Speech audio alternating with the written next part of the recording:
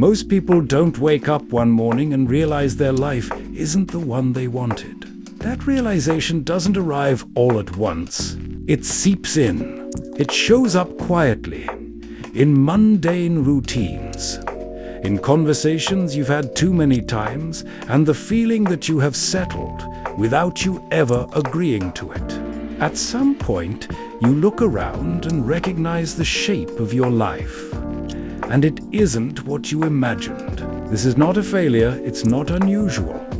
It's the most common human experience there is. The question is, how do you accept a life you didn't choose without lying to yourself about it? We're often told that acceptance means giving up, that if you accept something, you're endorsing it, approving of it, and worst of all, settling. But psychologically, acceptance means something very different. Acceptance is the act of acknowledging reality exactly as it is, without denial, without embellishment, without pretending it's something else. It doesn't mean you like your circumstances. It means you stop arguing with the fact that they exist, because the longer you argue with reality, the longer you suffer. Most lives are not built through dramatic decisions. They're built through defaults, small choices made repeatedly, paths of least resistance, staying because leaving felt harder. Over time, these small non-decisions accumulate, and eventually, they look like a life. A job becomes a career, a phase becomes a personality, a compromise becomes identity. Not because you chose it, but because you didn't interrupt it. One of the hardest things to accept is that many of the forces shaping your life were never under your control. Where you were born, who raised you, what opportunities were available, what you were encouraged to want and discouraged from wanting. We like to believe we are entirely self-made, but psychology tells a different story. Most people overestimate their agency. They believe they had more control than they did, and blame themselves for outcomes that were shaped by chance, timing, and circumstance. Acceptance begins when you stop taking responsibility for everything that happened to you, and start taking responsibility for how you relate to it now. There's a difference between acceptance and helplessness. Helplessness says there's nothing I can do. Acceptance says, this is what happened. Now I decide how I respond. Acceptance is not passive, it's clarifying. When you stop fighting the past, you free up energy for the present. When you stop fantasizing about alternate lives, you start noticing the one you're actually in.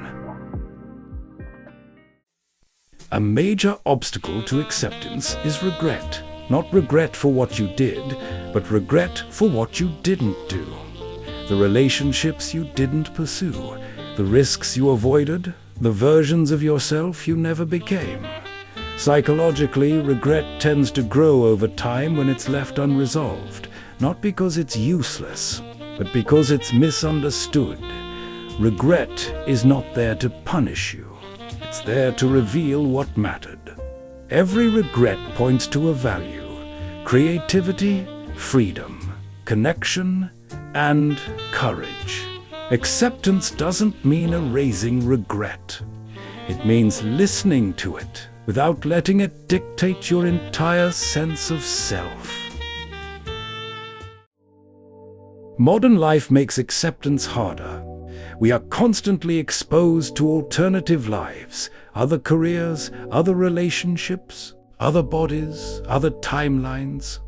Research shows that too many choices don't make us happier. They make us less satisfied. The more options we see, the more we imagine the life we could have lived, and the harder it becomes to commit to the one we're actually living. Acceptance requires a kind of narrowing, not of possibility, but of attention.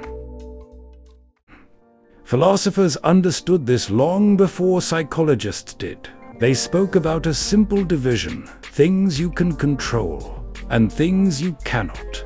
You can't control the past.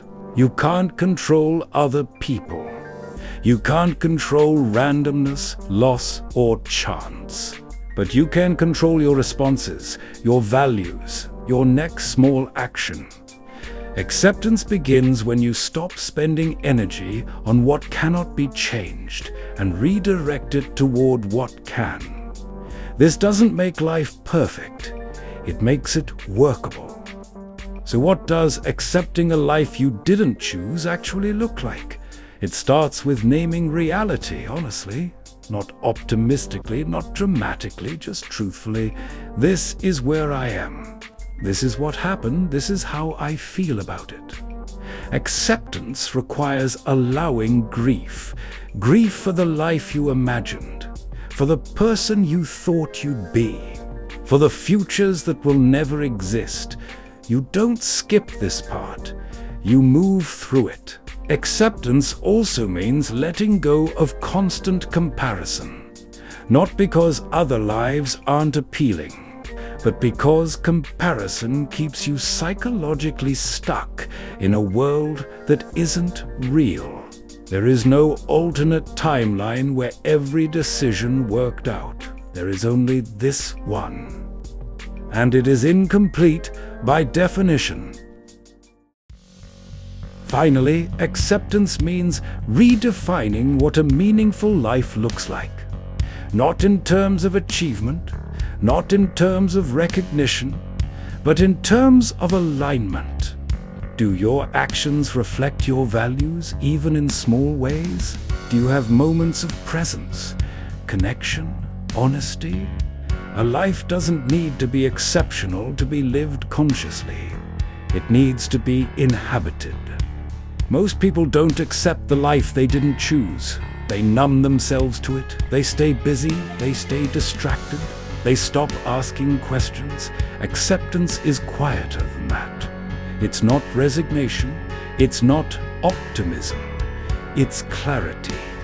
And clarity is the beginning of something else. Not a new life, but a more honest relationship with the one you have.